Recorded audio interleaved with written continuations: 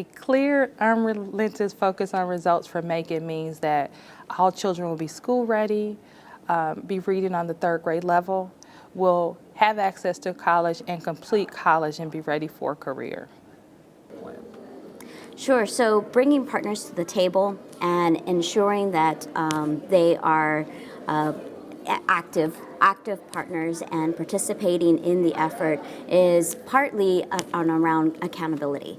Accountability, I think, is something that this particular model, results-based accountability, allows for individuals to know what their role is. I think oftentimes in a community effort, in a collaborative, and you're sitting around, you're sort of thinking, yay, I like that result. I can rally around that, that's great. And then you walk out the door and sort of say, that was a great meeting, and you think, but wait a minute, I don't know what I'm supposed to do now. I don't know what the next steps are. What is my responsibility? What's my role to achieving whatever great result it was talked about in the meeting? And part of accountability and part of having the right partners at the table is really to identify the partners' roles and how do we hold ourselves accountable to those roles. So instead of attending a meeting or a gathering of partners and sort of not just rallying around the result, and cheering for that and being a champion for that, but actually being able to walk out that door and still be able to say, I know what I'm going to do tomorrow or what I'm going to do this afternoon, so I could start working toward that accountability. I'm going to be held accountable to that result or a portion of that result, and I'm going to hold my colleagues accountable to that as well. I think adopting a data-driven approach is important to place-based work simply because it's otherwise we don't know how we're getting to where we want to go. Ultimately, just in my history of nonprofits, we're really bad about knowing whether or not we're actually having the effect that we want to have.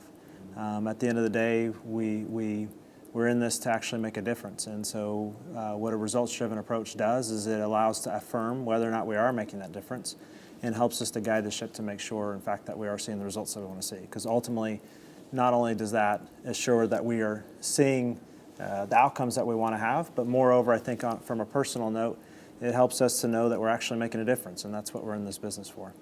A focus on the results in our Promise neighborhood is important because we want to make sure that families and children are being served adequately, and in order to do that, we have to focus on the end result and work our way back.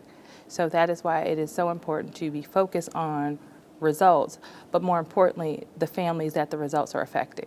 Our greatest success in our Promise neighborhood in San Antonio is really at those initial stages of ensuring that we have, number one, the right partners sitting around the table. We're at that particular stage where we have the set of the results identified. The Department of Ed with our Promise neighborhood work has identified on a national level, here are the set of results that we want in the next 5 years. Locally, we are at a very important time of determining, do we have the right people at the table to ensure this particular needle-moving effort for these sets of results. And so I think we are year one of our Promise neighborhood work, but certainly we can see the finish line. Here's where we want to be in 5 years, and here are the steps that we think we need to move toward to achieving those types of successes. And part of that is starting with ensuring that we have the right people at the table and ensuring that folks know how they can be accountable to those results in the next 5 years. And that's incredibly important, as I mentioned earlier, but part of where we are in San Antonio.